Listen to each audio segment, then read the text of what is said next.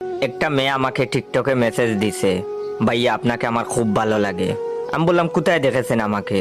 সে বলল দেখিনি তো, আপনার ভিডিওগুলা দেখি, কি যে ভালো লাগে। আমার মন খারাপ হলেই আপনার ভিডিওগুলা দেখি, মন ভালো হয়ে যায়। তারপর মেয়েটা বলল, কেউ এভাবে প্রশংসা করলে তাকে ধন্যবাদ দিতে হয়। আমি বললাম ধন্যবাদ। মেয়েটা অনেকগুলো ছবি পাঠালো, দেখতে বেশ সুন্দরী। তারপর মেয়েটা বলল, আপনার একটা ছবি দেন না ভাইয়া। আমি বললাম ছবি দিয়ে কি করবেন? মেয়েটা বলল, আপনাকে আমি ভালোবাসি। কোনো মেয়ে এভাবে প্রপোজ করতে পারে জানতাম না, এমন সুন্দরী একটা মেয়ে।